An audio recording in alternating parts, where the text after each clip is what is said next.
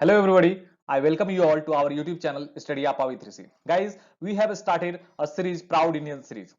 देखो इस सीरीज में हम इंडिया के अचीवमेंट और सक्सेस के बारे में बात कर रहे होंगे जिसे इंडिया ने हाल ही में अचीव किया है, जो हमें एक बाकी कंट्रीज के साथ बाकी कंट्रीज के अगेंस्ट हमें एक एडवांटेज और एक एज प्रोवाइड करती है। गाइस एक रिक्वेस्ट आ रही थी कि आप जो लैंग्वेज यूज करते हो वो हिंदी में यूज करो, तो मैं क्लियर कर देना चाहता हूं कि जो हमारी नोट्स होगी वो इंग्लिश में होगी, जो हम एनालिसिस कर रहे होंगे वो हिंदी में होगी। गाइज अभी इंडिया ने हाल ही में डीआरडीओ ने हाइपरसोनिक मिसाइल सिस्टम का सफल परीक्षण किया है और वो दिखता कैसे है तो उसका एग्जांपल आप समझ सकते हो इस इमेज से। इस इमेज में देखोगे कि हाइपरसोनिक जो मिसाइल सिस्टम है उसका हम लोगों ने सफल परीक्षण किया है। ये HSTDV के नाम से जाना जाता है। इसका फुल फॉर्म है हाइपरसोनिक टेक्नोलॉजी डेमोन्स्ट्रेटर व्हीकल, जो एक मिसाइल सिस्टम, एक मिसाइल बनने से पहले का एक सिस्टम है। हमें मिसाइल बनाने में लगभग 4 से 5 साल अभी लग सकते हैं। इस सिस्टम का सफल परीक्षण करते ही हम एक इलाइट क्लब में शामिल हो जाते हैं जिसमें पहले से ही रसिया, यूएस और चाइना वहां पे हैं। उन्होंने काफी पहले से ही इसमें हाइपरसोनिक मिसाइल सिस्टम में रिसर्च करने लगे हैं और काफी अचीवमेंट भी मिली है उनको। तो देखो एक हमारे लिए हमारी जो नेबर कंट्रीज हैं जैसे चाइना की बात करेंगे और हमारी जो स्टैंड ऑफ चल रही है, इस स्टैंड ऑफ के कारण भी हमें एक थ्रेट होता है कि अगर सामने वाली कंट्रीज के पास हाइपरसोनिक सिस्टम है और हमारे पास नहीं है तो एक तरह से हमारे पर प्रेशर आता है, और हम अगर ऐसी कोई मिसाइल सिस्टम डेवलप कर रहे होते हैं तो हमारे लिए एक काउंटर जो उनके लिए है वो हमारे पास मौजूद होती है। तो इसकी इंपॉर्टेंस आप इसी से समझ सकते हो। मैं चाहता हूं कि आप भी इस हिस्टोरिक इवेंट का को देखो। 5, 4, 3, 2, 1, now, +1, +2, and counting out. Article taken off. Page down confirmed.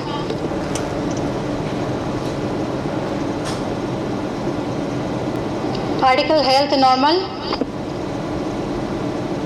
तो गाइस वीडियोस में आगे बढ़ने से पहले कुछ इंपॉर्टेंट फैक्ट्स हमें जानने जरूरी हैं जो इस वीडियो को और इस टॉपिक को समझने में इंपॉर्टेंट है। इस टॉपिक को समझने के लिए देखो, आप रैमजेट इंजन की बात करेंगे, स्क्रैमजेट इंजन की बात करेंगे, सुपरसोनिक, हाइपरसोनिक, क्रूज मिसाइल की बात करेंगे, बैलिस्टिक मिसाइल क्या होता है, इंटरकॉन्टिनेंटल बैलिस्टिक मिसाइल क्या होता है उसके बारे में बात करेंगे।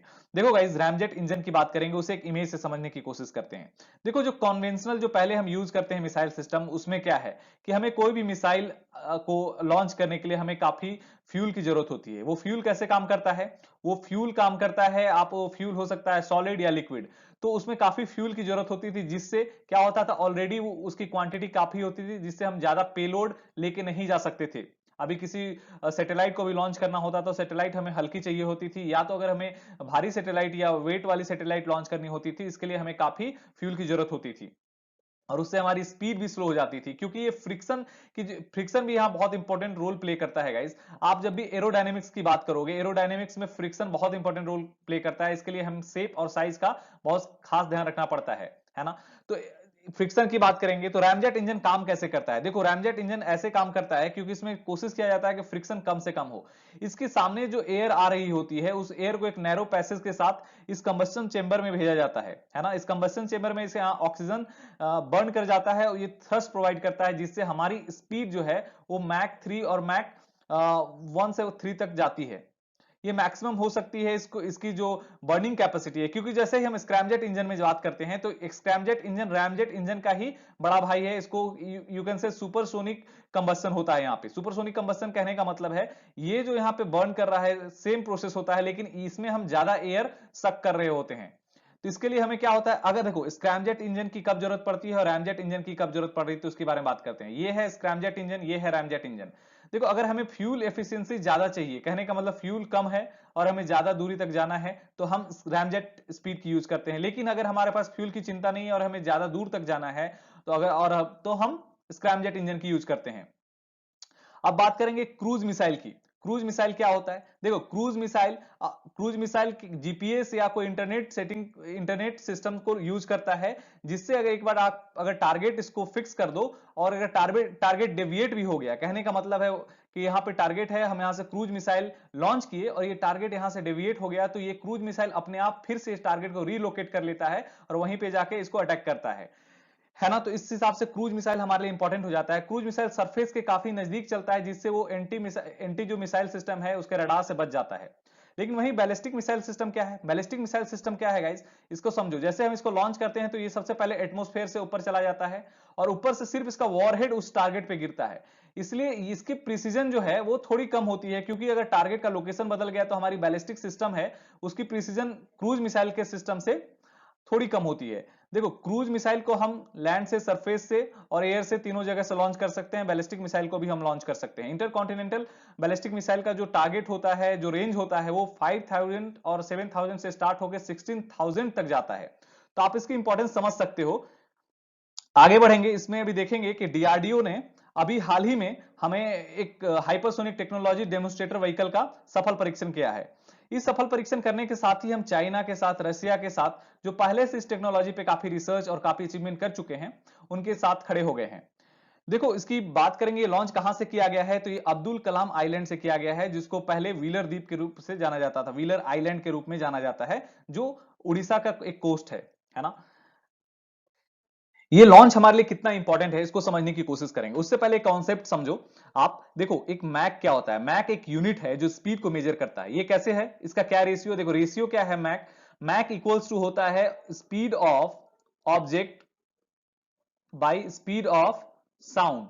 Speed of sound, speed of object और स्पीड ऑफ साउंड का जो रेशियो होगा वो मैक नंबर देगा।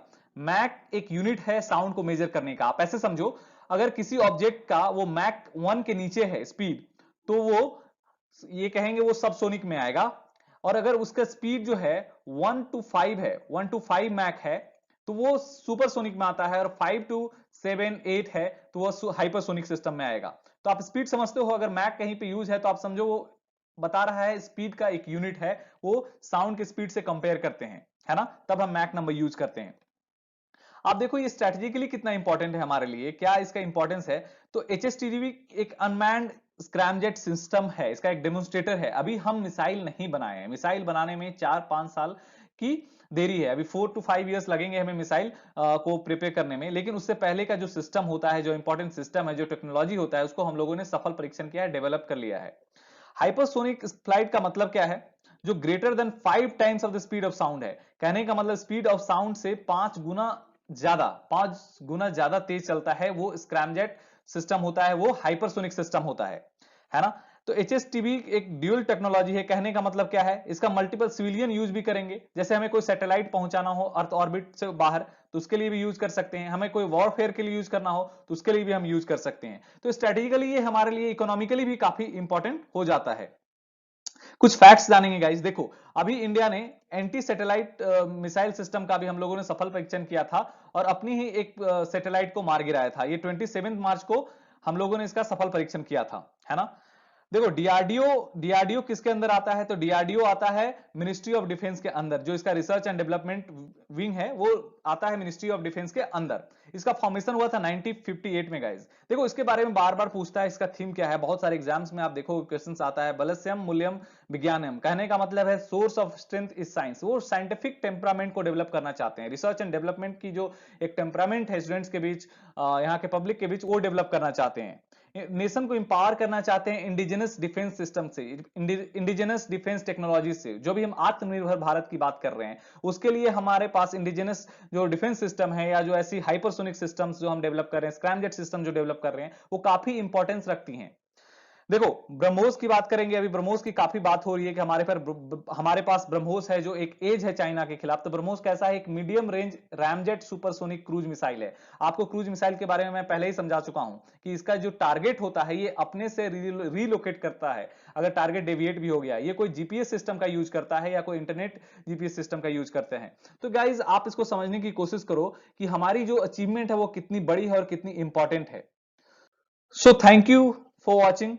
Please do like, share and subscribe, and all the very best guys.